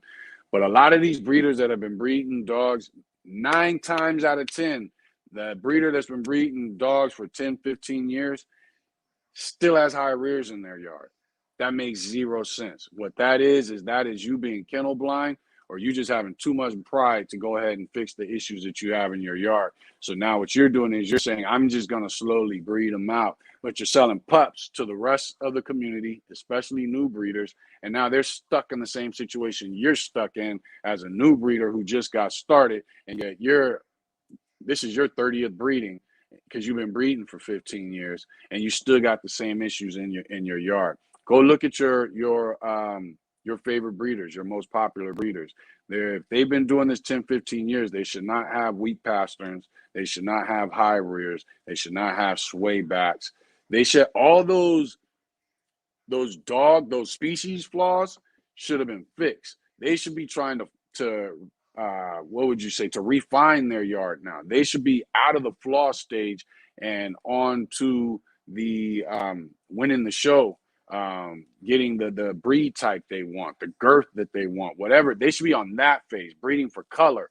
That's when you see breeders and they've got flaws and they're breeding for colors, that's a no-no. You know what I'm saying? One of the reasons we have a Merle.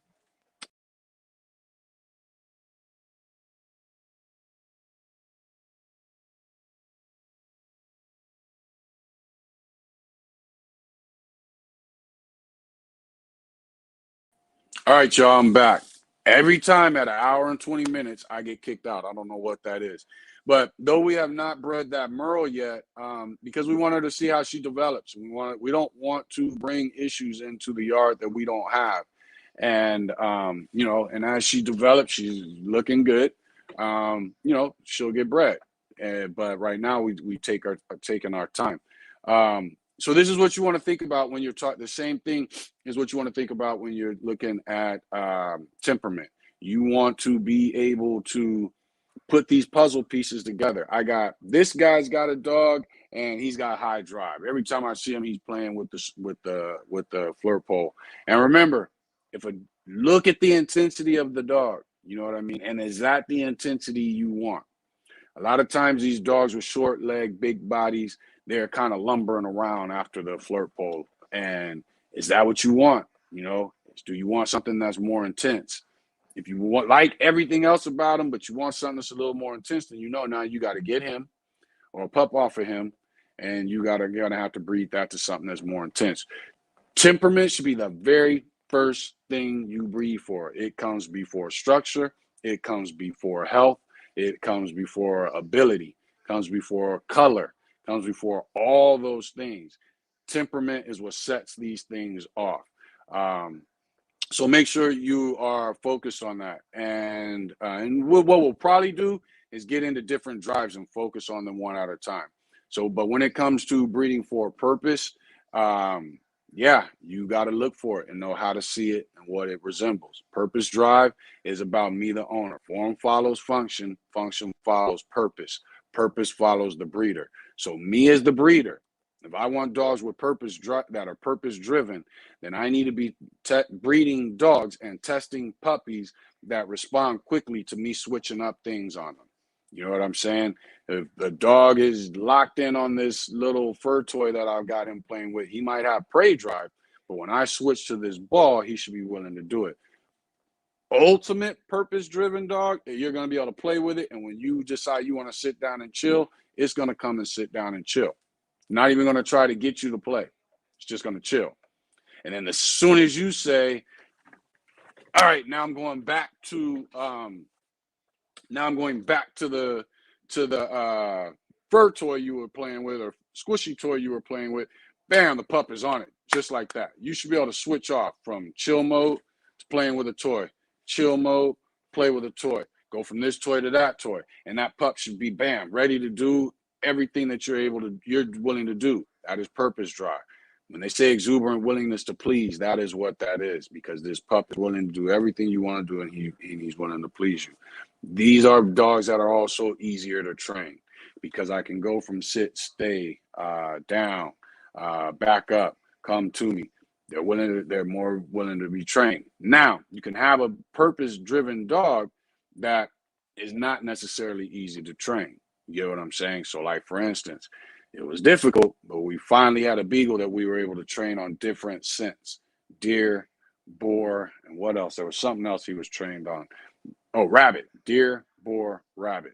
That's not easy to do with a lot of beagles. My cousin hunts with beagles. He hunts deer with beagles. They strictly are on deer. So if a rabbit crosses that path, they're not thinking about that. They're focused on the scent of the deer. And since we only had one beagle, we wanted him to be focused on different scents. It was difficult because as soon as when I'm training him and he's sniffing for that deer leg, and then all of a sudden, before I let him go, I cross a boar scent or a rabbit scent, and then I tell him, get the deer. He smells that rabbit scent, which is a little fresher, and he wants to go get that. Took a while to get him to the point where he'd ignore that rabbit scent and focus on the boar. Hounds are very unpurpose-driven dogs. They just want to do what they want to do. Whatever that thing is that you wanted them to do, they want to do that. They don't want to switch. Scent hounds, I should say. They don't want to switch to other scents most of the time. Your dogs that tend to be more purpose-driven, like your herding dogs. Very purpose-driven animal. Your border collies, why are they so purpose-driven dogs? Why is their purpose drive so high? Because there are times where they have to sit and stare at whatever the livestock that they're moving and keep it so it doesn't move. There are times where they have to advance. There are times where they have to switch them to the left, switch them to the right.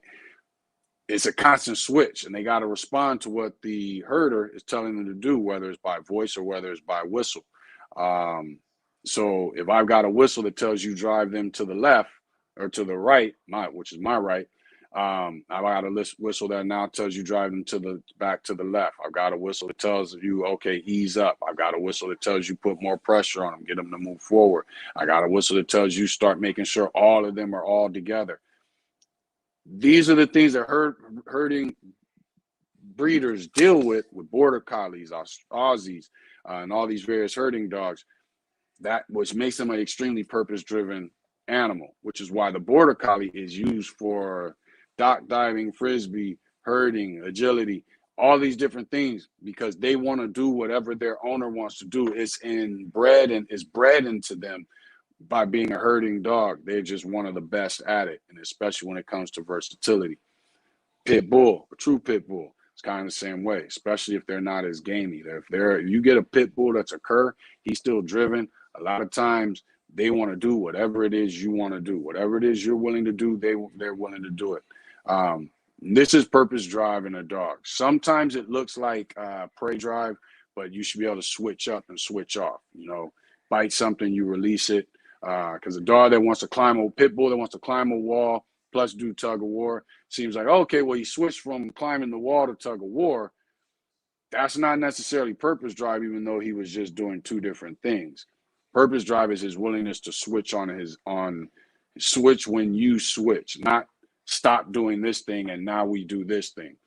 When I stop and move immediately to something else, a high purpose driven dog is going to do that. You start analyzing that with your pups and with your dogs. Get out there tomorrow. If you can do it now, do it now. Get there with your dog. Find their favorite toy. Find 2 or 3 favorite toys. Keep them in close proximity to you. Start playing with them. When you go to grab the other one, don't call their name. Spike, come on. Nuh-uh. When you go to grab the other one, do it quick. Grab the other one. See what the dog does. Grab nothing. Let it go and grab nothing. See what the dog does. The more you start doing this, they'll learn to follow you, and you can't build their purpose drive genetically, but what you can do is get you can't build the threshold of their purpose drive genetically, but what you can do is get them to respond faster, and that will imitate genetics of high purpose drive. So that's just something to kind of look at. What was another? Let me look at the comments before we get to the next topic. Let's see. Spirit said, that's my Bailey and Lincoln. Base stays low to the ground. She's fast. There you go. Damien, what's up, man? How's it going? Damien said, does structure have a lot to do with it? I'm assuming you're talking about functionality. Yes. The problem with the bully is that structure was focused on first. They weren't bred for a purpose. So structure was focused on first. Then what happened is, because I want to do the show ring and this person wants to do catch work and this person wants to do agility, we all started picking different structured, dogs. I would say when it comes to functionality, there's an overall look. When it comes to bullies, the more mass, the less functionality that dog is going to have.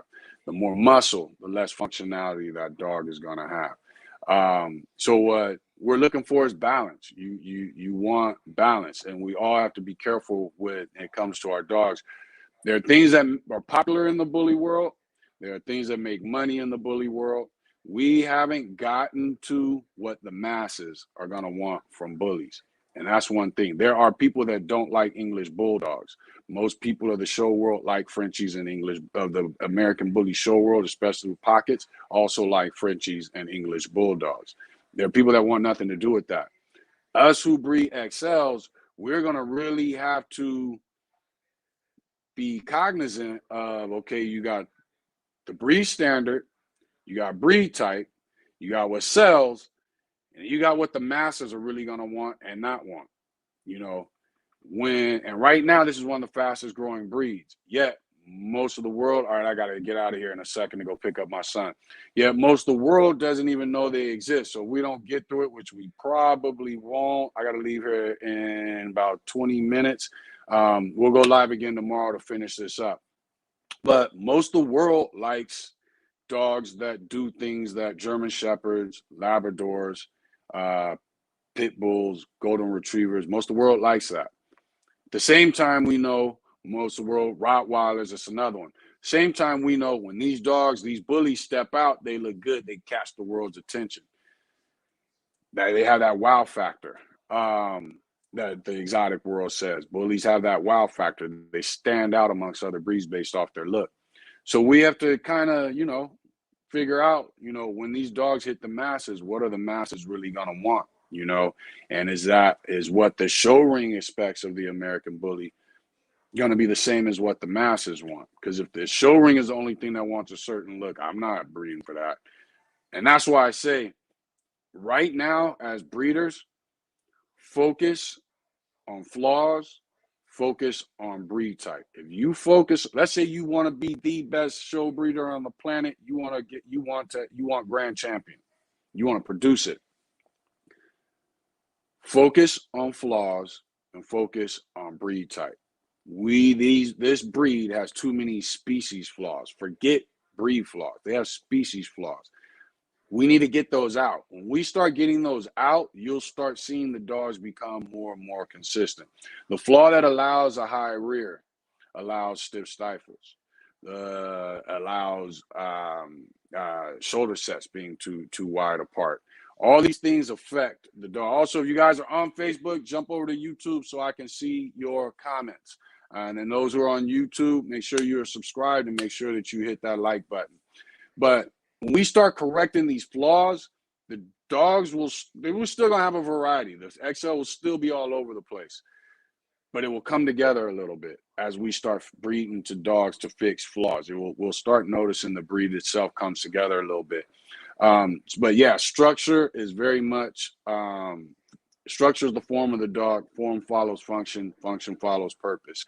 Structure is very much a part of what a dog is able to do. If a dog has a lot of mass, he's not going to be able to do as much, and he's not going to be able to do it as long. What he can do, he's not going to be able to do as long. Eventually, that reduces desire. Eventually, desire turns into just lack of will. A lot of people are breeding pups and dogs that they're at birth, they've got the desire to run like a greyhound. But by the time they hit 4 or 5 months old, they realize I can't do that. What happens with the bully breed and a lot of other breeds, we as owners of dogs have to remember, yes, form follows function, function follows purpose, purpose follows the breeder. But what are we breeding? We're breeding dogs. They're purpose-driven companion species. When they're born, because they've been bred for over 25,000 years, the show ring and all that didn't come along until 200 years ago. So when they're born, they're looking for a purpose. You know what I'm saying? By the time they hit about 6 months old, they start to learn that you're not giving me a purpose. By the time they're a year old, they've learned you, and they've decided, you know what, you don't come with a purpose, so I'll adjust. I'll either become overly rambunctious and tear up shit, or I'll just sit on the couch and watch Netflix with you. These are the things that take place. What I like is, at least if the dog is going to chill and, is going to tear up shit in the house because I'm not giving him a purpose, at least he's learning as he's tearing up shit. He learns I got to jump from this distance before I jump over the coffee table. When I knock over glass, it hits the ground, bump glass, it hits the ground, takes about a split second for it to hit the ground. Then I hear this loud ching, and then I have to go to my room because I'm not allowed to step around broken glass. At least the dog is learning when they're bad and rambunctious. That dog that adjusts to you and just wants to chill, that's not necessarily a good thing. These tend to be dogs of lower desire, lower intelligence, and you'll just see it all goes downhill because body follows mind and mind follows body. Especially the mind follows the body when you're breeding. What was the other topic? Or let me go through the comments and we'll hit the next topic. Rose said, thanks for the great information. No problem, man. Thanks for tuning in. I got to use my magnifying glass so I can see these comments on my phone. They're little. It's not even like my text messages. Let's see. Spirit said, how can you tell rank from alpha behavior in a female? Alpha is rank. Alpha is the top. Now, alpha is a rank-driven dog. Now, if you're asking about telling the difference between rank and dominance, dominance tends to be, I have these little scenarios where there's food, my spot on the couch, the owner. I have these areas these 1 or 2 areas that I don't let nobody mess with me or test me when it comes to this little situation, whatever it is. Rank-driven dogs are going to want to be top dog no matter what. So let's say you got a high dominance dog when it comes to a spot in front of the TV. You got a rank-driven dog. And then you got a dog that's pretty much balanced. And you got a high rank-driven dog, and you got a dog that's balanced. That rank-driven dog, when it comes to play, wants to get there first, wants to get the ball from him, wants to get the tug toy from him. It's always going to constantly just be a pain in everybody's ass if he's high rank-driven until he establishes that rank. When a high rank-driven dog sees that high dominance dog has that favorite spot, he's going to at some point test him for that spot. That dog with that high dominance drive is going to let him know, let's go at it, let's handle it. When they fight, that rank-driven dog is going to drop to here. The dominant dog doesn't drop because he doesn't want rank. He just wants his spot.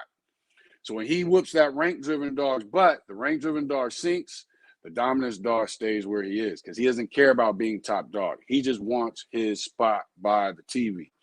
That rank-driven dog will either be broken, or he will start to look for ways to build his rank drive back, to build his rank driven actions back up. But he'll learn, okay, I'm top dog because I can whoop everybody for all these situations. I get what I want. But when it comes to that spot by the TV, that's his shit. I'm going to go ahead and leave him alone and respect him on that. That way I don't have to get my butt whooped again and look like I'm on the bottom of the totem pole. So that's kind of how you tell the difference between the two. Rank is about the other dogs, and in worst case scenario, about the humans in the house. Dominance is about situations, and worst case scenarios, situations with other dogs or the humans in the house. You get what I'm saying? Rank requires me to test other dogs until I'm at the top of the totem pole. Dominance just means I'm defending what I got. So I guess that would be the best. Rank is more offensive. Dominance is more defensive. Dominant, I defend this spot. Rank, I want to take your spot just because it's yours and I want to prove I'm top dog. So I think that would be the best way to do it. I'm glad you asked that because I think that's the best I've ever worded it. Let's see. Spirit said, or is it the same in a female? It's the same in all of them. If a dog is rank driven, they want to be alpha. It's the same in all of them, male or female. Females males tend to be dominant and have situations where they test things. Males will tend to accept not being dominant a lot more. That's why male large dogs get along well with small dogs so much. They're never going to really test them. They care less. So when it comes to whereas females will constantly test each other. You know, them hormones get to kicking and they will constantly test each other. But that also kind of becomes a breed thing. Certain breeds of males are going to hit more than others. A lot of females of regardless the breed will kind of test each other if you don't have that balance. Usually age gaps prevent that. But if they're the same age, there's a lot of testing of each other as adults. Mr. J, what's up, man? Thanks for joining in. How do you work on controlling the nose scent drive? Butters, what is that word? Scent driven. Oh, okay. Butters is so scent driven, it gets ridiculous at times, and he gets instant focus on it 100%. As far as controlling the scent drive, it's just about distracting them. If it means you need to take a treat, if it means you got to give a little yank on the leash, it's just about distracting them and keeping it moving. And that is the best way to control the scent drive. If anybody's ever had a hound, they're a pain in the ass to walk because they want to sniff every single thing for like 5 to 10 seconds. So it's just about distracting them. Give it a little quick tug on that. Keep moving. That's the thing. For whatever reasons, a lot of times our urge, if we know something bad's about to happen, I'm about to approach this bush and I know he's going to sniff. And then I kind of slow down as I get to him without realizing. Speed up now. Get him to go. When you see him sniff, call his name, give a quick yank. Have a treat that's ready. You know, a word that when he knows I hear this word, yes, whatever it is, he hears it. The problem with it is you can't have him go for that scent and you say no, and then you want to praise him because you just said no and threw everything off. You get what I'm saying? So that's what you're going to have to think of ahead of time. So if I know he's about to approach this bush, I don't want him to sniff it. It's either bad, as in no, or it's a distraction, as in, hey, look at me. Don't focus on that. You know what I mean? So that's what you kind of have to think of, and it depends on what the scenario or situation is. But what I would say is working on controlling it, distraction. I think that's better than words. Keep it moving, keep it pushing, getting past it. Work on your other commands, heal, come, work on those types of things so that you can distract them with either a treat, something else to look at, or a command. What time are we at? 6:50. Or a command, heal. He gets ready to pull this way, heal, and then use that leash. You know what I'm saying? So that you keep him more focused. Or you can break it rather than actually having to say no. You can use the leash to, you know what I mean, get him back to you. Let's see. Spirit said maybe do an exercise just for smell work. That way it will be a comical type thing offer a while, or a command type thing after a while. It can, but it depends on how much you want to get into scent. Sometimes when you start praising a dog for scent through play, they start to get too into scent. You know what I mean? One of the things that I had a lady one time, her dog was blind. And so what we did so that the dog would know how to maneuver from room to room and what room it was in, she had a different scented candle in each room. And then she never lit them. She just had made sure that that candle was there. Even though she couldn't smell it, the dog could smell it. And that way the dog these different scents are coming down the hallway from different rooms, and the dog kind of can say, okay, I'm headed the right direction. I know this way is to the kitchen, and I'm getting closer to it. So these animals are very in tune with their smell. If you look, a lot of times dogs approach each other. I know there's going to be an issue when dogs approach each other and I don't see that smell. When they just coming at it like boom, boom, boom, boom, boom, there's a chance of an issue. They're coming towards each other dominant. They're not thinking about smell. When they kind of come at that quick angle, that's when I know, okay, we should be cool. You get what I'm saying? So smell is a very powerful aspect of the dog. So you want to be careful. If you're not trying to do anything regarding smell, then you want to be careful with how much you encourage it. You know, even hiding toys, you want to get a dog into their nose, start hiding toys. And they will begin to start using their nose more, which when you get outside, guess what? You taking them for that walk, they're going to start using their nose more and get on your nerves. So you got to think about that. Okay, a Facebook comment popped up, said, is that how a person picks the perfect pups from a litter? For instance, Grand Champion Waffle House has many Grand Champion offspring. So how are they picked? You figure for the show ring, you're looking for confirmation. You're looking for those pups that you can put in that stack position and they hold it comfortably. Take that young pup, put them in that stack position. One, you should be able to see the pup standing, moving around, and there are minimal flaws. Two, you should be able to put that pup in that stack position at a young age, and not only is he willing to stand there for it, when he's standing there, he's comfortable in that position. This lets you know his joints, things like that, are set correctly. Some puppies aren't going to be comfortable in that position, and they're going to make an adjustment. So the more you can get that pup to stay in that position, not only is it good for his future growth, because you're developing those muscles and those joints, because they still have to, all those growth plates are still coming together. But it also lets you know, okay, this pup genetically looks good. He's able to stay in the stack position. And that's what they tend to be looking for. And then, of course, breed type. How fast is that pup has breed type by the time he's 8 weeks? That tends to be the pup they want to get at that's going to be the keeper for the show ring. But breeders will tell you they've gotten rid of that pup that looked like crap, and he just grew into the better dog. You know what I mean? So a lot of it, you know, it depends on what you're looking for. But how do you get Waffle House with all these Grand Champion offspring? By breeding him to the correct dogs. One, his blood is definitely strong. If I'm not mistaken, there is some line breeding done. I'm not sure about inbreeding. And then you take him and you breed him to correct females that are going to complement him. Not only do they not have flaws, but there's similarities in their look. 9 times out of 10, if that female favors the male, but still looks like a female, you're going to get a great dog. That female favors the male, but also looks like a male, there's not really any telling what you're going to get. And those are those secondary sex characteristics, which a lot of the females in the bully community are losing because we want to push that whole she-male thing. What time are we at? 6:51. All right, I got to leave in just a little bit. And then we'll do another live tomorrow to continue this. King of Bullies Excellence said, how do you feel about dogs who sit on their ass instead of their hocks? Does that affect hip issues or short limb issues?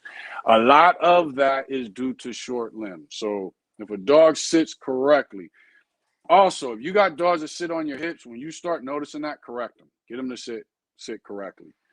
start develop, especially when they're young and those growth plates are developing, so that they can start developing them and those muscles correctly.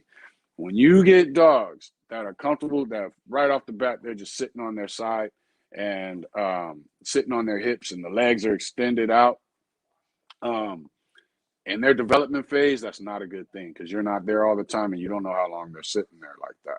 So start to develop the puppies and dogs sitting correctly so that everything folds up into place exactly how it's supposed to. And when it's time to get up, the dog's not going to roll to its hip, put his legs out, and then get up. It's going to squat up from that stage. And now you're developing those back legs and those hips and everything. So I feel dogs should sit correctly, and dogs should be encouraged to sit correctly. These are bully breeds. They come from a whole lot of breeds a lot of bulldog breeds that didn't. And a lot of these dudes didn't take the time when they mixed that Staffordshire Terrier to that Cane Corso. They didn't mix it with the best Cane Corso. When they mixed that Staffordshire to that Rottweiler, they didn't mix it with the best of the Rottweilers. They just went to what was closest in their areas, most of them. And even though, some would talk about how they travel, but by the time you travel to a dog, 9 times out of 10, it was already put together. And most of them were looking pretty much shit. When they try to argue, remind them, the breeders that created these flaws, it's the older breeder. We don't have to name who. I don't care who. We just know the dudes that were breeding for 15, 20 years still have the same flaws that new breeders have. So a lot of bad American Bulldogs, a lot of bad Cane Corsos, a lot of bad Presses, a lot of bad oldies were involved in this breed because they were breeding to a breed because of what it was, or it had a big head, not breeding to it because it was structured correctly. Now becomes a problem. I've told some of you, I have a buddy whose dad lives out in San Bernardino, used to breed. He's been breeding and hunting American Bulldogs for forever. Well, in the 90s, he was getting approached by people from LA, which is like, 45 minutes to an hour away from him. He started getting people headed out to him because they wanted to breed to his American Bulldogs. Because of his sense of pride, he told me straight up, I wasn't breeding my best American Bulldogs to them. I was breeding my lesser dogs to them. So imagine, and this is a dude that really, his lesser dogs were still great dogs. So imagine the other breeders that these guys were taking their pit bulls and Amstaffs to. Let's see. Eric Maxwell said, how do you feel about the term break the dog when it comes to correcting a behavior, and how do the different drives play into that? I'm not too sure what you mean by that. I will use the term break. So if I have a dog stay, and that's one thing I suck at, is using the same words all the time. So I have to always remember, like, okay, when I went to this house, I was real bad at it when I was younger and first got into training. Now I know between 1 or 2 words that I'm using it. But so for instance, if I have a dog stay and it stays, I walk around and I don't necessarily want it to come to me. I just want it to release the stay. I might say break. Matter of fact, I just said it then. Sometimes I'll say release. Sometimes I'll say break. Sometimes people say out doing bite work. Some people say let go. Some people say release. So it varies. As far as your question, when you say break the dog when it comes to behavior, not too sure what you mean by that, other than being overly dominant with the dog is what it kind of sounds like you might be talking about with me. I think that's a bad thing. There are times in behavior where if the average trainer would get out of their voice and into their body when it comes to behavior training, the dog wants to jump on the couch. A lot of trainers will try to distract it. That's cool, to get it off the couch. That's cool. And that's more of the new age type training. Give it a treat, toss a treat, and tell them go get the treat. And then after a while, over time, you gradually have taught the dog to stay off the couch. That's cool, but then it rises. It doesn't fix other possible problems, because if I want to teach a dog to get off the couch, I want other lessons to be learned in that. Old school breeders especially when I was young and first got into breeding, would be into dominating that dog, staring the dog down, and you kind of break the will of the dog. I think a lot of times if you watch a mom, female, she's got puppies, they're playing a little too rough. She walk over to them, nudge them with her nose. If they spot, then she walks between them. Those puppies understand mom wants us to cut it out. I think a lot of trainers miss out on just using your body language. So if I don't want the dog to go to the couch, also as homeowners, for some reason we don't use our leashes inside. When I first go to train with somebody, I don't involve a leash. I want to see what the dog is about. We'll work through certain little things. And then the next time I go out, now we're going to work a leash and get the dog to, we're going to do a little yank to get it to go down when we want it to go down. We're going to give it a little quick tug to get it to this. If we get on the couch, I'm going to stand right there. And as soon as he gets ready to get on the couch, I'm going to step on that leash and it yanks him down. The leash is a powerful weapon to use in the house. But the problem is we've gotten our dogs addicted to that. When they see the leash, they think, oh, we're going running. Get your dog used to the leash in the house, and you'd be surprised at how many corrections you can have to do without breaking the dog, if that's what you mean. But treats help. And I spent most of my career training dogs with no treats, but it's a great tool. Somebody said Jordan Rocha watched this. Spirit, oh, I get what they're saying. That's somebody from Facebook. So Facebook popping back up again. Spirit said, don't believe in that, my friend. You end up breaking the dog truly. So I think she's on the same page I'm on. Said, I think it depends on how literal is taken and the severity of the behavior. I believe there's a fine line and would consider it as a high-level correction that doesn't go into abuse. I guess it depends. I got to start heading out of here. I guess it depends. Well, like you said, it depends on the scenario. But then that means you're not truly breaking the dog. So it sounds like this is more of a term than an actual thing that takes place. I think they need to find a new term wherever that's coming from, because when you say break a dog, to me, that means you're breaking the will of that dog, and it tends to affect it in other areas. For some trainers, that works because now I'm dominant. I always look at training as in when my dad, I remember he was working at a company, he was talking to my mom. My dad was always in management positions. And they were talking about something, and he made the comment, the day I have to tell somebody I'm their manager, I know I've lost my ability to manage. And I look at dogs kind of that way. If I got to take a dominant position, that means I haven't been doing it in the first place. There's other little things we can do, tug of war. There's a lot of little ways that you can, just the way you carry yourself in your home around your dog. Walking in and saying hello to your wife, your kids, taking your jacket off, turning to your favorite channel, getting the volume set right where you want it, and then you engage with your dog. That establishes dominance, and you don't have to break the dog. And that will carry you a long ways in your training. But if you coming in and you saying hello to the dog, then you give your wife a kiss, then you go say what's up to your kids, who did you just put at the top of the totem pole? You know what I'm saying? If you watch a wolf, when it comes back, he don't interact with no puppies. That's for their mamas to do. He'll run to the alpha female. He ain't thinking about no puppies. You see what I'm saying? Because he deals with those who are next in line.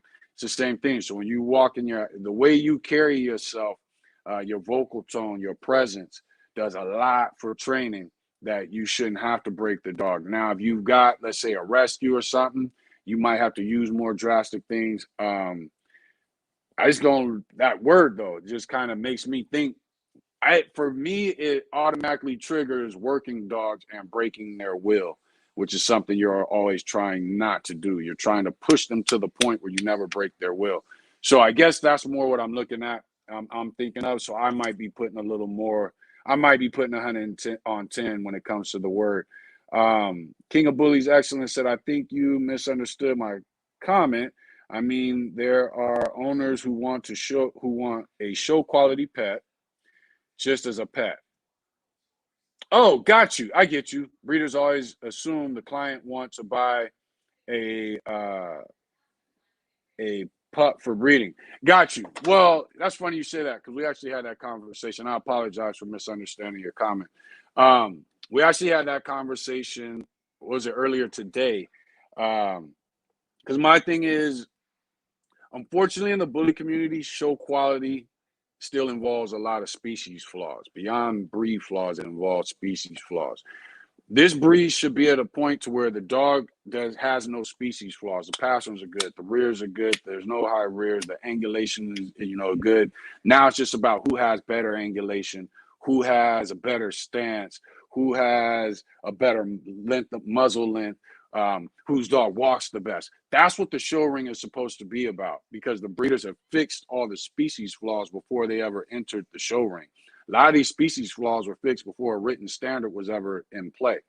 If you notice, the written standard doesn't say dogs should not have a high rear.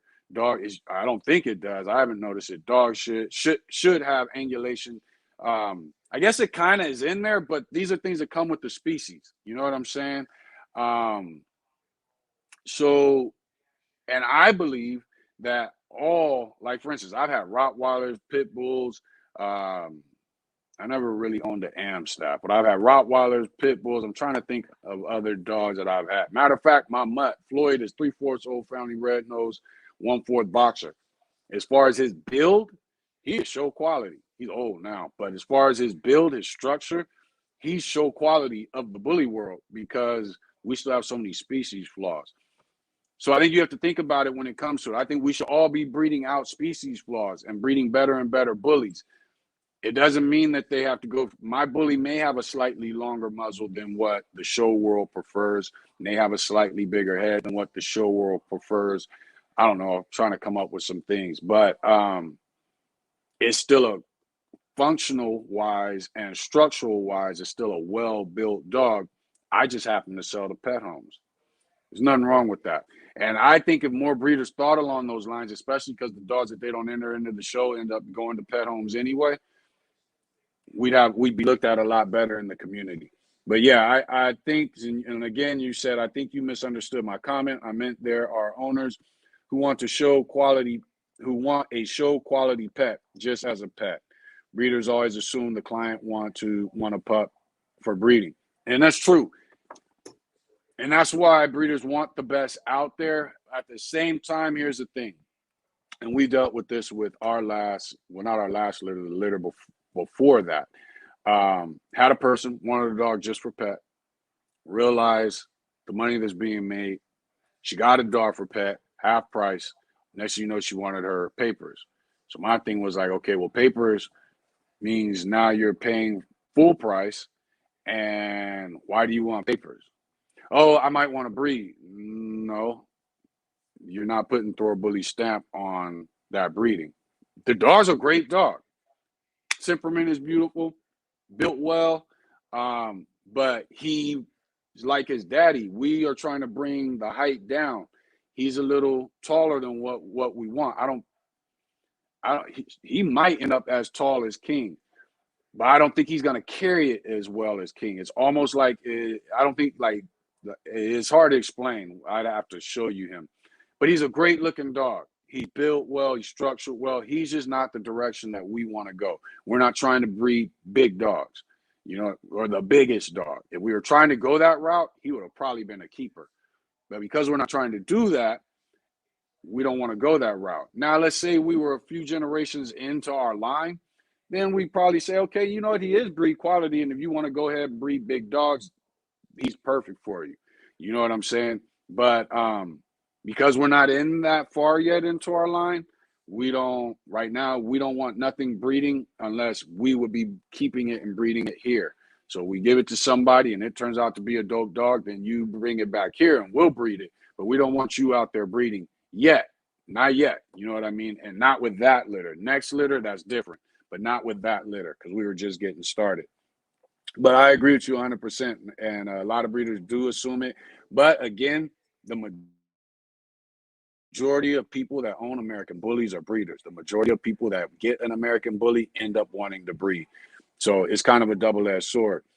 Spirit said, I'll use an e-collar if needed, but you are correct. A fine line. Most don't know or are aware of that.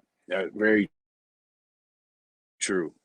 Maxwell said e-collar and prong collar are two of the most misunderstood. Very much they are. They are very much misunderstood. Great tools, but we've got this fur mom PETA world that pretends we're electrocuting our dogs. The Bully Forest said, I can't see that first word. Oh, shoot, 15 years is like not even a drop in the bucket compared to most other breeds. True, but if you give me 15 years on this breed, I'm not going to have all the flaws. You know what I mean? I'll be working more. If I go the show route, I'll be working more on the intricacies of the breed standard. But I'll have breed type and I won't have species flaws. A lot of the people in this community have been breeding for 15 years, 10, 15 years, and they still got species flaws. Timing, when you use them. Yes, the e-collar is very much about timing. Even just your yank on the leash, now I lost where I was, is very much about timing. Where am I? I lost where my comments were. Somebody said excellent breakdown on those lives. I think I saw Luna's name. Are you in here? Yeah, what's up, Luna? Thanks for joining. But I got to get off of here anyway because I do have to go get my son. Luna, I'm not leaving just because you jumped on. I got to go get my son, and I lost where I was on the comments. So what we will do tomorrow, we'll go live again. Here we go. Hold on. I'll use the e-collar. There we go. Bam. E-collar, prong collar. Then we got that one. There we go. Betsy, yes, it is very much about timing. Everything you do from behavior to obedience is 100% timing. A lot of times when I go to train people, the first session, I work on simple things. And then when and how we'll fine tune those simple things. But I want to see the owner deal with it first. Once they do what they do, they have a couple homework assignments, which is typically just work on fine tuning, getting the dog to do things faster. And then I do my homework thinking back on what I saw based off of them, my experiences. Okay, now how are we going to fine tune this so that when we get there next time, the first 15, 30 minutes is just making sure we got this on point, and then we can move on to the next thing. If I don't have any clients to worry about, or if I have a client to worry about getting to after them, then I fine tune it to where, okay, now we need to get it done in 15 minutes, review for 10, 15 minutes, and I move on to the next thing. So, but that's one of the main things that I always notice with people is the timing. Major said, I agree, Eric. We use e-collar as a conditioning. Why are the letters so small? As a conditioning tool to reinforce the dog's habits. We don't teach with the e-collar, we reinforce with it. There you go.